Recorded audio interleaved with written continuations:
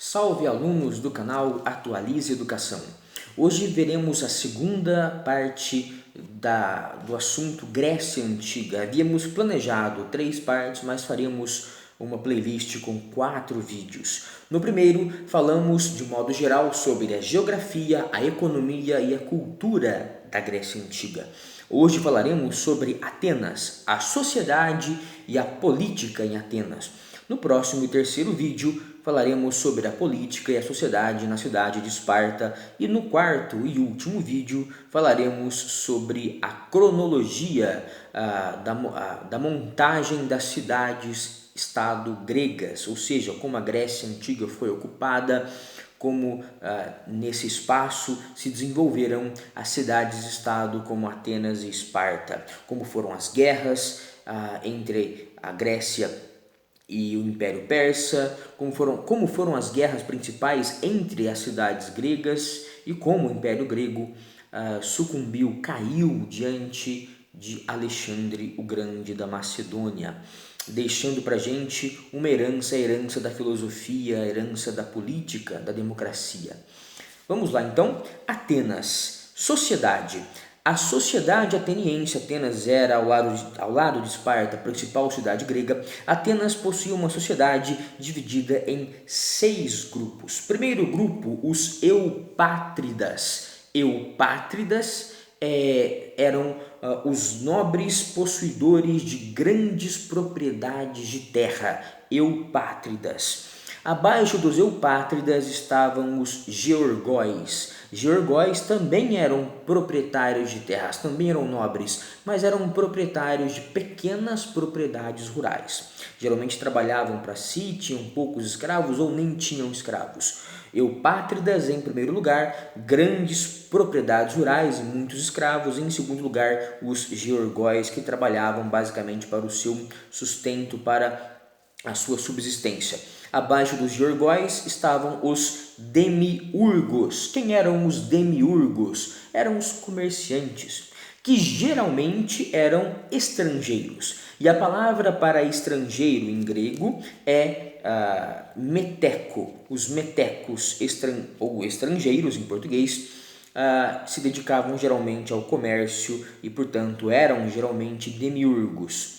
Mas os metecos ou estrangeiros também podiam se dedicar, e assim o faziam, a outras atividades, poderiam pertencer a outro grupo da sociedade ateniense. O grupo dos artesãos, escultores, o grupo dos médicos, o grupo dos sofistas. Quem eram os sofistas? Os professores. Portanto, o grupo dos profissionais que trabalhavam para si mesmos nas cidades em diversas funções específicas que não eram comércio. O professor ou sofista, o médico, o escultor, o artesão que fabricava calçados ou roupas, enfim. Então falamos dos eupátridas, georgóis, comerciantes ou demiurgos, abaixo deles artesãos, médicos, professores, escultores, ou seja, profissionais liberais que trabalhavam para si mesmo nas cidades, mas tinham uma profissão específica, e abaixo deles ainda os tetas. Quem eram os tetas? Tetas eram pessoas que não tinham ocupação, profissão definida. Trabalhavam na cidade de Atenas, mas faziam diversos serviços sem qualificação profissional, sem uma especialização profissional. Abaixo de todos eles, os escravos. Os escravos que eram importantíssimos para entendermos como funcionava Atenas. Vamos lá então falar um pouquinho mais sobre essas pessoas. Alguns historiadores falam de que Atenas possuía, há 2.500 anos, cerca de 250 mil habitantes. Bem, desses 250 mil habitantes, 80 mil, cerca de 80 mil eram escravos, ou seja, um pouco mais de 1/3 da cidade de Atenas era escravo. Um pouco mais de 1/3 da cidade de Atenas era escrava, melhor dizendo, 1/3. E os estrangeiros? Os estrangeiros, ou metecos, também eram 1/3. Atenas atraía muitos estrangeiros, mas os estrangeiros que se dedicavam geralmente ao comércio, estrangeiros que eram chamados de metecos, e se dedicavam geralmente ao comércio. Esses estrangeiros que eram em número de 1/3 também, não podiam comprar propriedades rurais, não tinham propriedade rural, não tinham direito político, nem eles, nem os escravos podiam votar, podiam participar da política grega, podiam ser considerados cidadãos, mas eles tinham a obrigação de pagar os seus impostos e de servir o exército grego, proteger a cidade e pagar os impostos. Bem, as mulheres não tinham, fossem elas estrangeiras, escravas, livres, nascidas na Grécia, elas não tinham direito político também, não votavam.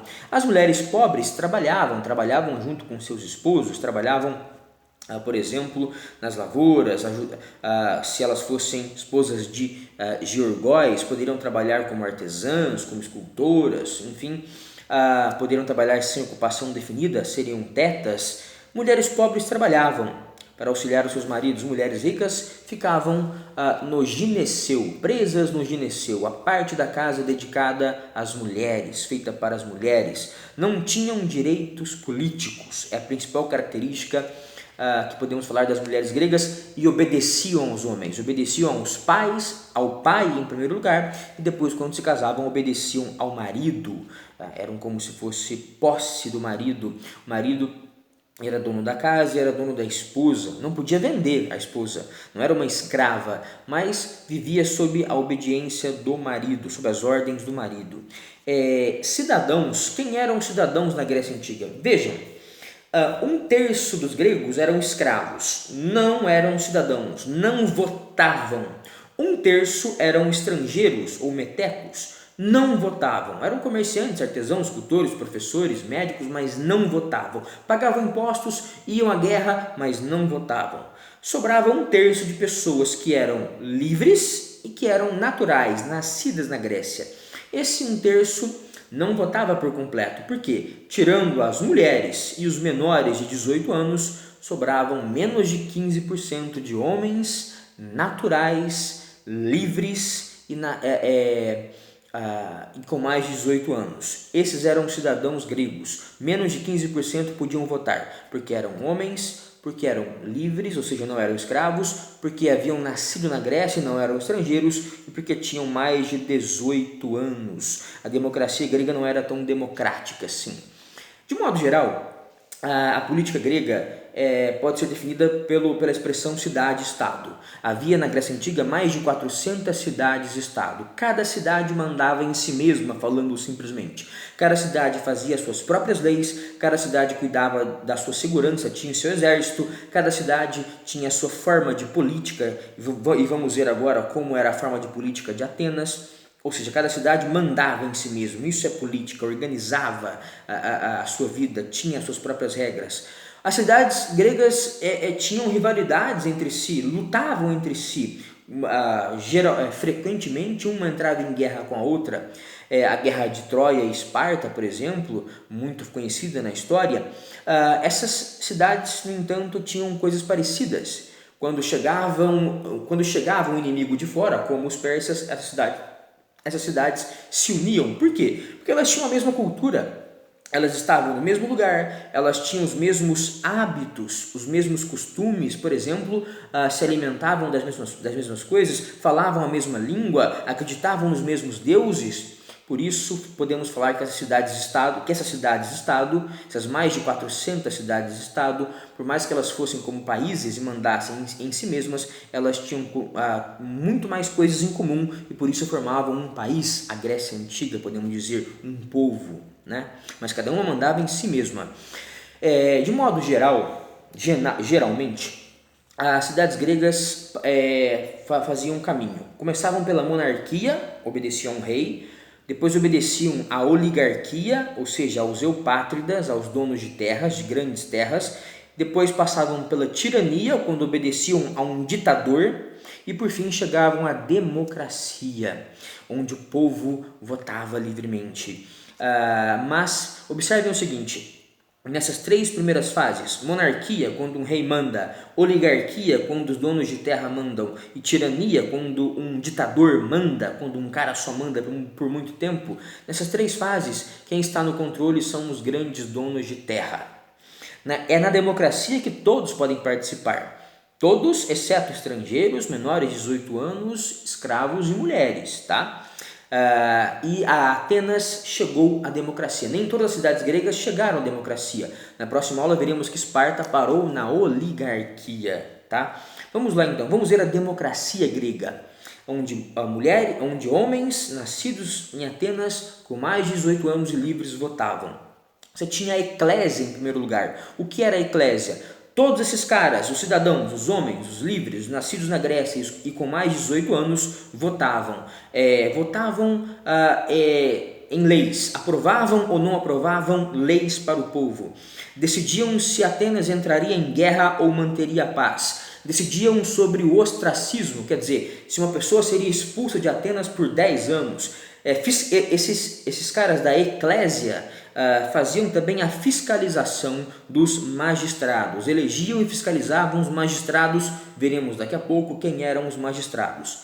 Além da eclésia, temos também o Elieu e o Areópago, que era o Elieu com H, Elieu. Elieu era um tribunal com 600 juízes com mais de 30 anos, juízes que eram sorteados lá da eclésia, no meio da eclésia, e eles julgavam todos os crimes, menos os crimes de morte.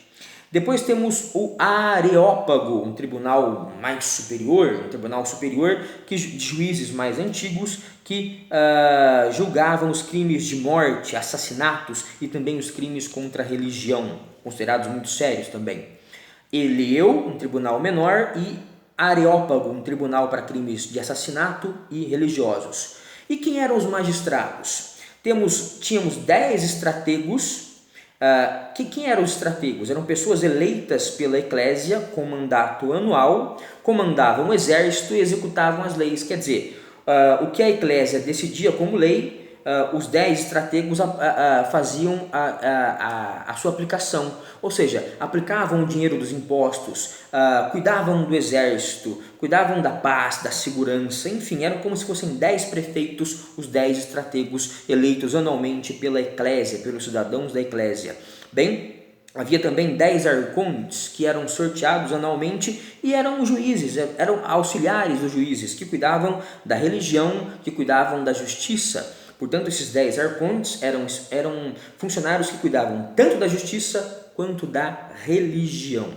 10 arcontes, 10 estrategos, os arcontes sorteados anualmente, os estrategos eleitos anualmente, todos pertenciam à eclésia, aquela assembleia de cidadãos. Por fim, a bulé. Quem era a bulé? Eram 500 cidadãos da eclésia sorteados para pensar, refletir sobre as leis. Eclésia, todos os cidadãos. Bulé, só 500. Esses 500 cidadãos sorteados refletem sobre a lei, as leis passam para a eclésia e a eclésia aprova.